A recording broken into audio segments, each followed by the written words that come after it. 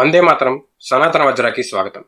ఇటీవల ఒక సభలో మాట్లాడుతూ అక్కడ ఉన్నవారికి నచ్చేలా మాట్లాడాలనో, లేదా సగం సగం జ్ఞానంతోనో, లేదా కావాలని తెలిసిన వాగిన వాగుడేమో తెలియదు కానీ, బ్రహ్మానందం అనే నటుడు మనుధర్మశాస్త్రంలో స్త్రీలని చదవనివ్వలేదు, వేదాల్లో స్త్రీలు చదివితే వర్షాలు పడవని రాశారు, సతీ సహగమనం అని మొగుడు చస్తే మంటల్లో తోశారు అని నోటికొచ్చింది వాగటం జరిగింది. సరే, సతీ సహగమనం మీద ఈ ఛానల్లో 3 వీడియోలున్నాయి. గౌరవనీయ చరిత్ర ప్రొఫెసర్ అయిన డాక్టర్ మీనాక్షి జైన్ గారు ఈ సతీ గురించి క్రిస్టియన్ మిషనరీలు ఎలా దొంగ ప్రచారాలు చేశారు అన్నది పూర్తిగా ఒక పుస్తకమే రాశారు కూడా. ఏంటి వీడు అంత వయసు ఉన్న అతన్ని పట్టుకొని వాగాడు మొరిగాడు అంటున్నాడు అనుకోకండి. నటుడిగా ఆయన స్థాయి ఆయనది. కానీ నా సనాతన ధర్మం, నా సంస్కృతి పట్ల తప్పుడు ప్రచారాలు చేస్తే తెలిసి చేసినా తెలియక చేసినా అది తప్పు అని చెప్పాల్సిందే. ఇంకా వయసులో పెద్ద కాబట్టి తెలుసుకుని బాధ్యతగా మాట్లాడాల్సింది ఆయనే. ఎంతసేపు సరే ఈ సినిమా వాళ్ళకి ఈ అంశాలు తెలియవు, విన్నదే ఎక్కడో విన్నదే చెప్తూ ఉంటారు అనుకుంటూ పోయే హిందువుల పరిస్థితి ఇంత దరిద్రంగా ఉంది. తెలియకపోతే తెలుసుకుని ఏడవాలి. జనాలని ఇలా చేరే స్థాయిలో ఉన్నప్పుడు ఏం మాట్లాడుతున్నాము, అది ఎంతవరకు సరైంది అన్నది తెలుసుకుని మాట్లాడడం కనీస బాధ్యతగా తీసుకోవాలి. ఇక్కడ ఒక సభలో పిలిచారు కదా, నేను తెలిసి తెలియని మాట్లాడేయడం నా హక్కు అనుకున్నప్పుడు సినిమాల్లో డబ్బులు వస్తాయి కదా అని అన్నట్టుగా కాకుండా, ఎంతసేపు బ్రాహ్మణులు, పూజారులు, సన్యాసులను తప్పుగా చూపించే పాత్రలు ఎందుకు, అలా ఒక వర్గాన్ని టార్గెట్ చెయ్యకూడదు అని అక్కడ చెప్పే బాధ్యత కూడా ఉండాలి. ఇంట్లో కూర్చుని దేవుళ్ల చిత్రాలు గీసి ఓ భక్తుణ్ణి అని చెప్పుకునే కండూతి ఉన్నప్పుడు హిందువులకు యముడు, చిత్రగుప్తుడు దేవుళ్ళు, ఇలా దరిద్రపుగొడ్డు సినిమా సీన్లు చెయ్యకండి, అహల్య అమాయకురాలు అనే చెత్త కామెడీ చెయ్యకండి అని చెప్పే మర్యాద కూడా ఏడ్చి ఉండాలి.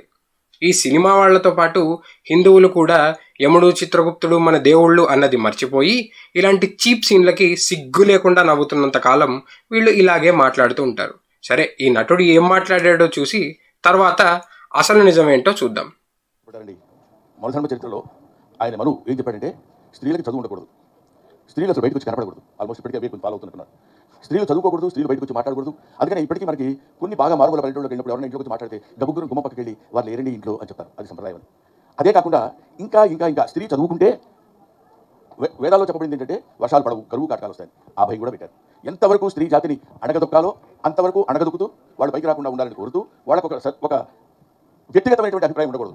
లేడీస్ అంటే దానికి లేడీస్ తయారైపోతున్నారు అంటారు ఈ మధ్య కూడా. అదేంటి లేడీస్ మనుషులు కదా, వాళ్ళు తయారవకూడదా? అందుకని ఇంకా భయంకరమైనటువంటి ఆచారాలు కూడా చిన్నప్పుడు మాకంటే ముందు తరం వాళ్ళ దగ్గర సతీ సహగమనం, భర్త చచ్చిపోతే భార్య చిక్కులు చూసేవాళ్ళు. ఎందుకంటే మనకి కొన్ని అద్భుతమైనటువంటి ఆలోచనలు, మరి ఆ నమ్మకాలు ఏమైనా ఉండేవేమో. ఇప్పుడు ఆ నమ్మకాలు దేవుడు దేవుళ్ళు లేవు. ఇప్పుడు అసలు చరిత్ర, అసలు సంస్కృతి చూద్దాం. స్త్రీ శక్తి గురించి మాట్లాడుకుందాం. అంటే మీరు వెస్ట్రన్ మీడియాలో చూసేలాగా మగాళ్లతో సమానంగా మందు కొడితే ఫెమినిజం అని, స్త్రీకి పవర్ ముఖ్యము, ప్రేమ, లైఫ్ పార్ట్నర్ ఇలాంటివన్నీ వీక్నెస్లు అని నేర్పే టీనేజ్ నిబ్బా మూవీస్ లాగా కాదనమాట. విద్యపరంగా, సమాజంలో గౌరవం పరంగా, రాజ్యాలు ఏలే లెవెల్లో ఎక్సెట్రా ఇవన్నీ అసలైన ఫెమినిజము లేదా స్త్రీ శక్తి, స్త్రీవాదము అంటే. భారత్లో వైదిక సమాజంలో మన వేదాలు, మన ధర్మశాస్త్రాల్లో స్త్రీల సిచ్యువేషన్ ఏంటి అనేది చూద్దాం. కొంతమంది స్వర్గంలో ఆడవాళ్ళకి ఏం ఫెసిలిటీస్ ఉన్నాయి, మన్మధుడు ఏమైనా డ్యాన్స్ చేస్తాడా అంటూ, సంఘంలో స్త్రీలు మాట్లాడకూడదు, మంత్రగత్తెలు అని రోడ్ల మీద కాల్చేసే మెంటాలిటీ ఉన్న మిడిల్ ఈస్ట్, యూరోప్ వాళ్ళైనా బ్రిటిష్ వాళ్ళు వచ్చాకే ఆడవాళ్ళకి చదువు చెప్పారని కూడా మాట్లాడేస్తూ ఉంటారు. అదేం లాజిక్కో ఏమిటో మరి. సరే, అసలు ప్రపంచంలోనే స్త్రీ స్వరూపాన్ని పూజించే అతి పురాతనమైన భారత సభ్యత ప్రకారం స్త్రీల స్థితి ఏంటి అనేది ఈ వీడియోలో మనం చూద్దాం. విద్య, హోమాలు, పూజా కార్యక్రమాలు వంటివి సమాజంలో గౌరవం, రాజకీయం ఇలాంటి అంశాలన్నమాట. ఆల్రెడీ ఆస్తి, వంశపారంపర్యం, హక్కులు వీటన్నిటి గురించి కట్నం మీద చేసిన వీడియోలో మనం ఆల్రెడీ చూసాం. ఆ వీడియో చూడని వాళ్ళు ఎవరైనా ఉంటే తప్పకుండా అది కూడా చూడండి. లింక్ డిస్క్రిప్షన్లో ఇవ్వడం జరిగింది. సో ఫస్ట్ అంశం విద్య, బ్రహ్మజ్ఞానం ఎక్సెట్రా ఇలాంటి వాటి మీద. స్త్రీలకి కూడా చాలా క్లియర్గా సేమ్ లెవెల్ ఆఫ్ ఎడ్యుకేషన్ ఉండాలి అని వేదాల్లోని ఎన్నో ఎగ్జాంపుల్స్ ఉన్నాయి. అలాగే శాస్త్రాలు మనుస్మృతిలో కూడా కనపడతాయి. విద్యని అభ్యసించి బ్రహ్మచారిణిగా ఉండేవాళ్ళు. ఉపనయనం అనేది కూడా ఉండేది. అండ్ చదువు చెప్పాకే ఆ స్త్రీ నాలెడ్జ్కి, స్థాయికి తగ్గట్టు వరుణ్ణి వెతకాలి అని కూడా ఉంటుంది. ఇంకోటి ఏంటంటే అలా లైఫ్ అంతా బ్రహ్మజ్ఞానాన్ని నేర్చుకునే ప్రాసెస్లో ఉండేవాళ్ళు కూడా ఉంటారు. వాళ్ళని బ్రహ్మవాదిని అని అనేవాళ్ళు అనమాట. అలా మనకి ఘోష, కక్షివతి, రోమశ, లోపాముద్ర, అపాల, కద్రు, విశ్వవర, పౌలోమి అని కనీసం 30 దాకా ఋషికలు లేదా వేదాల్లోని మంత్రాలను దర్శించి మనకి వేదాల్లో రాసి అందించిన వాళ్ళు కనిపిస్తూ ఉంటారు. ఉపనిషత్ ఇతిహాసాల కాలంలో కూడా మనకి బ్రహ్మవాదిని లెవెల్లో ఉండేవాళ్ళు కనిపిస్తూ ఉంటారు. దానికి బెస్ట్ ఎగ్జాంపుల్ మనకి గార్గి అనే ఆవిడ. ఈవిడ జనకుడి సభలో యజ్ఞవల్క్య ఋషితోటి డిబేట్ చేసినట్టుగా మనకి కనిపిస్తుంది. అలాగే యజ్ఞవల్క్య ఋషికి 2 భార్యలుంటారు. ఆ ఋషి సన్యాసం తీసుకోవడానికి వెళ్తూ తన ఆస్తిని 2 భార్యలకు సమానంగా పంచాను అని చెప్తే, మైత్రేయి అనే భార్య ఆస్తి కూడా ఇచ్చేసి అడవిలోకి వెళ్తున్నావు అంటే అంతకన్నా గొప్పది ఏదో వెతుకుతున్నావు అని అర్థం. ఆ గొప్పదాన్నే నేను వెతుకుతాను, నాకు కావాలి అని తన భర్తతో చెప్పి ఆవిడ కూడా ఒక సన్యాసిగా బ్రహ్మజ్ఞానం వైపు వెళ్తుంది. స్త్రీలకి వేద అధ్యయనం నిషేధం అని మనం వింటూ ఉంటాం. ఇక్కడ గమనించాల్సింది ఏంటంటే వేదాలు చదవడం కానీ, వేదాల్లో మంత్రాలు దర్శించి రాయటం కానీ ఎప్పుడూ నిషేధం లేదు. మగవారు చేసే విధంగానే గుక్క తిప్పకుండా వేదాధ్యయనం చేయటం వల్ల గర్భస్థానంపై ప్రెషర్ పడటం మంచిది కాదు. కాబట్టి ఆ అధ్యయన విధానం వద్దు అనుండొచ్చు అనేది చరిత్రకారుల అభిప్రాయం అన్నమాట. మనకి క్లియర్‌గా వేద మంత్రాలే రాసిన వారిలో ఎందరో స్త్రీలున్నారు అని ఇందాకే చెప్పుకున్నాం. మొల్ల అనే ఆవిడ రామాయణం మొత్తము రాసింది. కుమ్మరి స్త్రీ అని చదివాను నేను మరి. ఈ చదువు లేకుండా లేదా బ్రిటిష్ వాళ్ళు పాపం వచ్చి చదువు చెప్పకుండా ఈవిడ ఎలా రాయగలిగిందో. మొల్ల అనేది కేవలం ఒక ఎగ్జాంపుల్ మాత్రమే అండి. ఇంకా చాలా మంది కవయిత్రులు, నాలెడ్జ్ ఇచ్చిన వాళ్ళు ఉన్నారు. ఇంకా సోషల్ స్టేటస్ పరంగా చూస్తే పెళ్లిలోనూ, ఆస్తి పరంగాను, సభల్లోనూ రెస్పెక్ట్‌ఫుల్‌గా ఉండే స్థానాలు, వాళ్ళకి ఆ గౌరవం ఇచ్చినట్టుగా మనకి చాలా రిఫరెన్సెస్ కనిపిస్తాయి. ఋగ్వేదంలో 10వ మండలం 125వ సూక్తంలో 1-3 మంత్రాల్లో అంబ్రిణ అనే ఋషి కూతురు ఋగ్వేదంలో తాను రాసిన మంత్రంలో తనని తాను అహం రుద్ర వరుణ అంటూ తానని తానే బ్రహ్మంగా పోల్చి రాసిన మంత్రాలుంటాయి. ఇంకా కొన్ని చోట్ల రోజు చేయవలసిన పూజలు, యజ్ఞాలు స్త్రీలకి కూడా ఉంటాయి అని రిఫరెన్సెస్ కూడా మనకి కనిపిస్తాయి. వేదిక సమయంలోనే కాదు, అంటే వేదిక్ పీరియడ్‌లో మాత్రమే కాదు, రామాయణంలో చూసుకున్న రెస్పెక్టబుల్ సిట్యుయేషన్స్‌లోనే చూపిస్తారు. లక్ష్మణుడు సుగ్రీవుడు హెల్ప్ చేస్తాను అని మర్చిపోయాడు అనే కోపంతో అతన్ని అడగడానికి వెళ్ళినప్పుడు తార ఆ సిట్యుయేషన్ డీల్ చేయడం అనే దానిలో కూడా మనకు క్లియర్‌గా క్లిష్టమైన సిట్యుయేషన్స్‌లో తార తెలివి, వాక్కు మీద ఎంత నమ్మకం ఉందో మనకి కనిపిస్తుంది. అలాగే అథర్వ వేదంలో కూడా చాలా చోట్ల పెళ్లి అయిన స్త్రీని ఇంటికి జ్ఞానం ఇచ్చే గురువుగా, ఇంటిని నడిపించే మేనేజర్ లాగా, సామ్రాజ్ఞి అంటే ఇంటికి రాణిగా చాలా వర్ణనలు మనకి కనపడతాయి. మనందరికీ రామాయణంలో కైకేయి దశరథునికి యుద్ధంలో సహాయం చేసిన విషయం కూడా తెలుసు. అలాగే నరకాసుర వధలో సత్యభామ యుద్ధం చేసినట్టు కూడా మనకి తెలుసు. అలాగే వేదాల్లో విస్పల అనే యోధురాలికి అశ్విని దేవతలు సర్జరీ చేసి ఇనుముతో ఒక కాలు తయారు చేసి ఇచ్చినట్టు, తాను యుద్ధానికి వెళ్ళడానికి సహాయం చేసినట్టు మనకి కనిపిస్తుంది. ఇదే కాకుండా ఇటీవల ఉత్తరప్రదేశ్లోని సనౌలీలో బయటపడ్డ తవ్వకాల్లో దాదాపు 2000 BCE బిఫోర్ కామన్ ఈరా వెనక్కి వెళ్లిన ఆధారాల్లో స్త్రీ సమాధుల్లో వాళ్ళ అస్థిపంజరాల పక్కనే కత్తులు కూడా పెట్టి అంత్యక్రియలు చేసినట్టుగా మనకి కనిపిస్తుంది. సో ఆ సమయంలో కూడా స్త్రీ యోధులు ఉండేవాళ్ళు అన్నది మనం గమనించాలి. ఇంకా మనకి ఇంకా దగ్గరగా ఉన్న చరిత్రలో రాజ్యాలు ఏలిన రాణులకు అసలు కొదవే లేదు. రాణి రుద్రమదేవి, రాణి నాయకీదేవి, రాణి అబ్బక్క, రాణి దుర్గావతి, రాణి చెన్నమ్మ, రాణి వేలునాచియార్, రాణి ఝాన్సీ లక్ష్మీబాయి, రాణి అహల్యాబాయి హోల్కర్ నుండి ఇప్పుడు బ్రిటిష్ వాళ్ళు ముద్ర వేసిన సో కాల్డ్ డిప్రెస్డ్ క్లాసెస్ కి చెందిన వేలునాచ్యార్ సైన్యాధ్యక్షురాలైన కుయిలీ వరకు ఎందరో యోధులు ఉన్నారు, యుద్ధాలు చేశారు, రాజ్యాలు కూడా ఏలారు. మరాఠాలో తారారాణి ఒక ఎత్తు అయితే శివాజీ తల్లి అయిన జీజాబాయిని సాక్షాత్తు భవానీ అంశగా దేవి స్వరూపంగా కొలిచేవాళ్ళు. అసలు ఇంత గొప్ప మెంటాలిటీ మనకి ఇంకెక్కడైనా ఉంటుందా? పుట్టిన భూమిని మాతృభూమిగా దేవతా స్వరూపంగా కొలిచాం కాబట్టే తరతరాలుగా బయట వాళ్ళు చేసిన దాడులను ఎదుర్కొని ఈ భూమి మా తల్లి అని కాపాడుకుంటూ వచ్చాం. ఉత్తరం నుండి దక్షిణం దాకా ఒకే తాటిగా పోరాడాం. ఇన్ఫాక్ట్ స్వతంత్ర పోరాటం చేయడానికి అతి గొప్ప మూలం సనాతన ధర్మంలో పుట్టిన భూమిని తల్లిగా భావించి భవానీ భారతీ మాతగా మనం పూజించడమే. ఇంకా సింపుల్గా సమరైజ్ చేసుకోవాలి అంటే పండిత్ శ్రీపాద దామోదర్ సాత్వలేకర్ అనే ఆయన రాసిన ఋగ్వేదిక సుబోధ్ భాష్య అనే హిందీ రచనలో కనీసం 10 పేజెస్లో ఆయన స్త్రీలకి ఇచ్చిన హోదా గురించి రాశారు. దాన్ని మనం సమరైజ్ చేసుకోవాలంటే స్త్రీలు సమాజంలో ధైర్యంగా ఉండాలి, స్త్రీలు వేరువేరు విద్యల్లో నిపుణులై ఉండాలి, స్త్రీలు సమాజంలో గొప్ప కీర్తి తెచ్చుకోవాలి, స్త్రీలు రథాలు నడపాలి, స్త్రీలు జ్ఞానులు అయి ఉండాలి, చదువుకోవాలి, స్త్రీలు సిరి సంపదలతో ఉండాలి, స్త్రీలు కుటుంబాన్ని, సమాజాన్ని కాపాడే స్థాయిలో ఉండాలి, సైన్యంలో కూడా చేరాలి, స్త్రీలు ధనం, ఆహారం, సుభిక్షత తెచ్చే లెవెల్లో ఉండాలి అంటూ ఒక ఆదర్శవంతమైన స్త్రీ ఎలా ఉండాలి అనే వర్ణన అనేది ఆయన రచనలో మనకి కనిపిస్తుంది.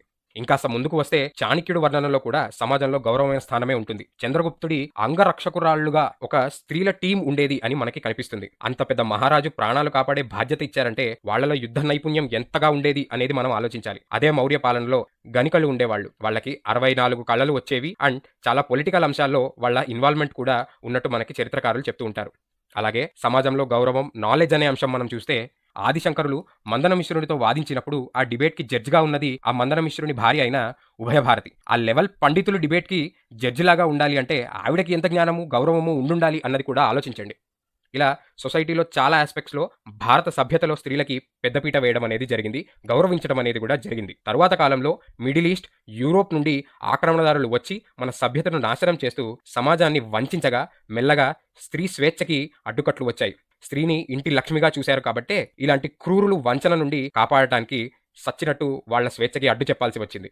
లేకపోతే ఆ పాశ్చాత్య సభ్యతల్లో స్త్రీలని కేవలం పురుషుడు ఎంజాయ్ చేయడానికి మాత్రమే తయారు చేశారు అనే ఆలోచన విధానంతో యుద్ధంలో ఓడిన, ఆక్రమణలు చేసిన స్త్రీల పరిస్థితి ఎలా ఉండేదో మనందరికీ తెలుసు. అదే పనికిమాలిన మెంటాలిటీ ఉన్న యూరోపియన్ విద్యా విధానం మనపై రుద్దారు కాబట్టే మోడ్రన్ సొసైటీలో కూడా ఈ పురుషవాదం అనేది ఒక నెగిటివ్ ఆస్పెక్ట్ గా మనకి ఎక్కువగా వచ్చింది. అసలు గుర్తు తెచ్చుకోండి, సొంత తల్లి కాకపోయినా కైకేయి ఇచ్చిన ఆజ్ఞను తల్లి స్థానంలో ఉంచి తీసుకున్న రాముడి వారసులం మనం. ప్రకృతి అంటే తల్లి అని ఆలోచించే మన సభ్యత ఎక్కడ?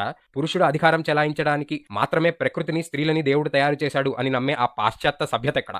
ఇప్పుడు కొంతమంది ఫేక్ ఫెమినిస్టులు స్త్రీలని కొన్ని గుళ్ళకి రానియరు, మీ దానిలో ఇదెక్కడ న్యాయము అని ఓవరాక్షన్ చేస్తారన్నమాట. కానీ వాళ్ళెవరూ స్త్రీలని మాత్రమే రానిచ్చే గుళ్ళు ఉన్నాయి అని ఎక్కడా మాట్లాడరు. అంతదాకా ఎందుకు? హిజ్రాలు మాత్రమే రావాలి అని రూల్ ఉన్న గుడులు కూడా ఉన్నాయి. అలాంటి సాంప్రదాయం మన దగ్గర ఎప్పటి నుంచో కూడా ఉంది. వర్ణంతో సంబంధం లేకుండా స్త్రీ పూజారిణులు ఉన్న గుళ్ళు ఉన్న ఇది ఈ సో కాల్డ్ ఫెమినిస్టులకి కనిపించవు. ఒకవేళ కనిపించినా మాట్లాడరు. సాంప్రదాయానికి, వివక్షకి తేడా తెలియకుండా మాట్లాడేస్తూ ఉంటారు. తెలిసినా కావాలని మాట్లాడరనుకోండి, అది వేరే విషయం. ఇంకొంతమంది వచ్చి మనుస్మృతిలో ఆడవారికి స్వేచ్ఛ లేదు అన్నాడు అని అంటారు. ఒకటి, మనుస్మృతికి కలియుగానికి సంబంధం లేదు. ఇంకొకటి, ఎందరో సామాజిక శాస్త్రవేత్తల ప్రకారం ఏ రాజు కానీ, సభ్యత కానీ మనుస్మృతిని రాజ్యపాలనకి వాడిన దాఖలాలు ఎక్కడా లేవు అని చెప్పారు. ఇంకా మెయిన్ పాయింట్ ఏంటంటే, బ్రిటిష్ వాళ్ల సమయంలోనే మద్రాస్ ప్రెసిడెన్సీ కోర్టులో ఒక న్యాయమూర్తి ఇప్పుడు మనం చూసే మనుస్మృతి దాదాపు 40% ప్రక్షిప్తము, తప్పుడు అనువాదాలు, ఎడిషన్స్ ఉన్నాయి అని ఆయన పరిశోధనలో తెలిసింది అని రిపోర్ట్ కూడా సబ్మిట్ చేశారు.